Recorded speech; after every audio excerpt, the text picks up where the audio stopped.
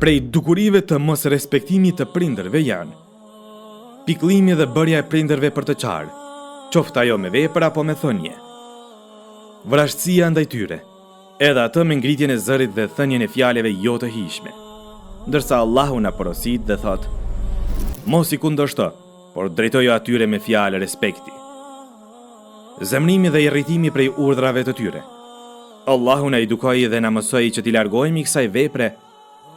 Mos u thuaj atyre as Urdhërimi i tyre. Ka prej njerëzve të cilët i urdhërojnë nënat që t'i pastrojnë shtëpit, të i lajnë rrobat, të përgatitin ushqim, e kështu me radhë. Kjo vepër nuk i ka hije të veprohet posaçërisht nëse ajo është e sëmur, plak ose e pamundur. Nëse nëna ngrihet vetë dhe i kryen këto vepra vullnetarisht, nuk ka gjë. Fëmijës i takon atëherë ta falenderoj dhe të bëj lutje për të. Refuzimi i ushqimit të cilën e përgatit nëna. Kjo vepër në vete i përmban dy ndalesa. E para, në çmimi i ushqimit dhe kjo nuk lejohet. Pejgamberi alayhi salatu vesselam nuk ka nënçmuar asnjëherë asnjë lloj ushqimi.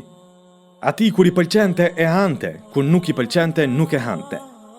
Ndalesa e dytë është në atë se kjo vepër aludon në moral të ulët me nënën tënde.